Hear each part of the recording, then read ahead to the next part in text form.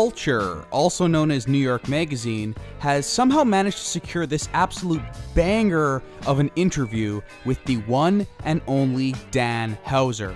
This man, along with his brother Sam Houser, they're not too special. Back in the 90s, they just founded this little company called Rockstar Games. Today, Dan Houser is the lead writer at Rockstar and is basically the central mind behind every Grand Theft Auto, Red Dead Redemption 1, and now Red Dead Redemption 2. The writer of this article was able to speak with Dan for 6 hours over 2 days.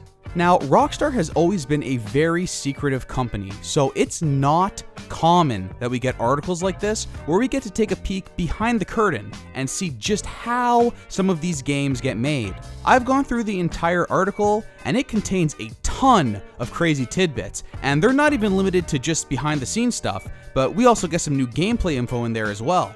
There's also definitely some stuff in there that could be considered spoilery, but I've chosen not to include it in this video because honestly, we're so close to launch right now, we really don't need spoilers. And that's not even really the most interesting part of the article. So let's not waste any more time and get right into it. The article begins by describing the Manhattan offices of Rockstar Games, followed by a brief biography of Dan Houser. Like I said before, Dan founded Rockstar Games in the 90s with his brother Sam. Dan's writing has shaped games that have generated tens of billions of dollars. You want me to get my dick out again? No. Does anyone want that? No, you're right. All we had to do was follow the damn train, CJ. All we had to do was follow the damn train, CJ. All we had to do was follow the damn train, CJ. The Housers are as mainstream successful as it gets, and yet they are so secretive, it's ridiculous. They never give interviews, and there's not even that many photos of them on the internet. Rockstar hasn't had a booth at E3 for over 10 years, and Sam elaborates why, calling E3 a quote-unquote big sort of willy-waving exercise. Yeah, basically they think they're way too cool for school. They'll let the little guys have their fun at E3, like Sony and Nintendo and Activision. Whatever, man. So the writer of this article went to visit Rockstar in June of this year to watch an hour of game footage from Rockstar's new game, Red Dead Redemption 2. He wasn't able to play the game, but just from watching the footage, he feels the game looks stunning and was particularly impressed by the lack of load times. Everything in this fully realized world organically flows from gameplay to cutscene and then back to gameplay. The writer then goes on to describe Rockstar Games as being like interactive Tarantino movies. Hey, that's what I said on Red Dead Daily number 13. I think this guy knows his stuff. In early 2011, Dan says he began chatting with Rockstar San Diego about how Red Dead Redemption 2 would look and who the characters would be. Keep in mind, this is about a year after the release of the first Red Dead Redemption, and over 2 years before the release of Grand Theft Auto 5. By the end of summer 2011, Dan had a broad outline and rough flow of the game defined. By fall 2012, his team had completed rough scripts for many of the game's missions and started doing read-throughs on video conference calls with directors of gameplay, art design, and animation from Rockstar offices all around the world.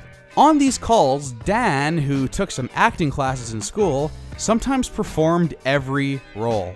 I personally would love it if some of these videos somehow saw the light of day. They sound amazing. Now, keep in mind, it sounds like most of the main missions for Red Dead 2 were outlined or written at this point. And we are only in fall 2012 of the timeline so far. We're still over a year before the launch of GTA 5. Basically, what I'm trying to say is, this was a long-ass time ago. And it makes you think, are they doing the same work for Grand Theft Auto 6 right now? To be honest, they probably are. They probably have the entire game of GTA 6 mapped out as we speak. That is just crazy to think about. Anyways, let's get back to Red Dead Redemption 2. The next paragraph here drops some absolute bombs. Here are some stats for you. The script for Red Dead Redemption 2's main story alone is about 2,000 pages. Good God in heaven. Dan says if you included all of the side missions and other dialogue in the game, the script would be 8 feet tall. That's how you make a living, breathing world, as all of the previewers have been calling it. Insanity. But also, hype? But it doesn't stop there. Oh no, we got more numbers. Bringing this script to life meant 2,200 days of motion capture work. For reference, GTA 3 only had 5 days of motion capture work. They hired 1,200 actors during that time, and 700 of them performed spoken dialogue. Dan explains that they are the biggest employer of actors in all of New York by far. I've never even considered that, but it makes sense when you think about it. No movie is going out and casting that many people. The credits for this game are going to be absolutely enormous. Like, I'm thinking 45 minutes easily, that thing is still going to be scrolling. Oh, and just for reference, 2,200 days of motion capture work, that comes out to just over 6 years of motion capture work. Yeah, that's why these games look so damn good compared to everyone else. No one else in the games industry is doing even a sixth of that number. Rockstar just doesn't care. If they need to take 6 years to get the motion capture right and to make their world feel alive and reach that insane standard that they've set for themselves, then so be it. The author of this article then jumps forward in time a bit to August of 2018. At this point, he was able to play nearly 6 hours of Red Dead Redemption 2 from the beginning. As he sat down for this demo, this is when he was told that even the NPCs in the game have 80-page scripts. 80. Jesus Christ. Do you think that's enough? At this point, he details the first mission of the game, but I won't get into that here since it might be considered spoilery. You could check out the article if you want all of the juicy details. All I'll say is it sounds really, really cool. Bro, I'm getting hyped just thinking about it. Funny enough, I was comparing the visuals of the game in yesterday's Red Dead Daily to something that looked straight out of a painting. In this article, the writer was able to actually speak to Red Dead Redemption 2's art director, Rob Nelson. Nelson says the look of the game's world was inspired by luminous paintings like those by Albert Bierstadt of the Hudson River School. And as I looked through some of these paintings, yeah, the influence is pretty clear. Damn, these are some nice-ass paintings. He then goes into how real the game feels and how alive and immersive it is.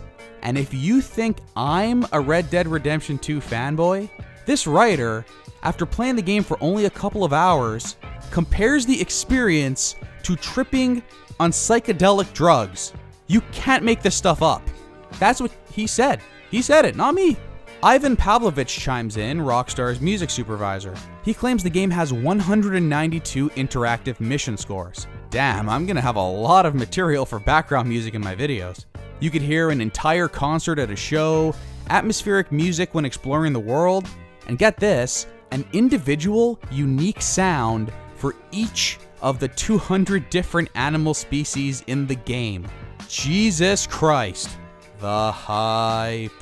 An interesting thing that Dan touches on in this interview is some of the cut content from the game. First of all, he claims the game is 65 hours long. Now, I've seen this a lot already on YouTube, people claiming the game is 65 hours long. In reality, we really don't know what that means. Is that the main story? Is that 100% completion? Is that a little bit of column A, a little bit of column B? As a speedrunner myself, and probably the best Red Dead Redemption player on the planet, I'm positive I'll be able to clear this game in less than 10 hours eventually with enough practice. But for a casual playthrough where I just wander around and kind of just let the world come to me, I'm sure it'll hit 65 hours easily. Probably 100 plus if I'm going for 100% completion. So anyways, he goes on to say he had to cut 5 hours of that content out. Certain story aspects just didn't work. Missions had to be taken out due to technical limitations, which is mind-blowing that Rockstar would still run into technical limitations after everything we know from this interview. They must have had some insane ideas in mind. He also said that some of the missions were fun at first, but then not. So they took them out. Finally, the article wraps up in a pretty comical fashion. Dan claims that Rockstar might do another Red Dead game if this one, quote unquote, does well enough. Yeah, you know, the Rockstar open world game. Like, no one would ever buy that, right? Like, maybe we'll make another one if the game sells well enough. This guy's funny. Yo. For now, though, he says the focus is on Red Dead Online, which is coming in November.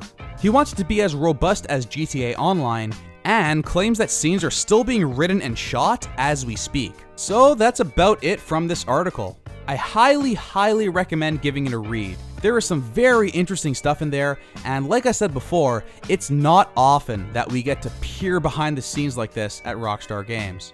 If you like this video, please hit that like button and subscribe to my channel. It looks like a lot of people are really enjoying these daily videos, and that makes me really happy. Of course, I'll have another Red Dead Redemption 2 video out tomorrow, and every day leading up to the big launch on October 26th. We are getting really close now. Oh my god. Thanks so much for watching, everyone, and take care.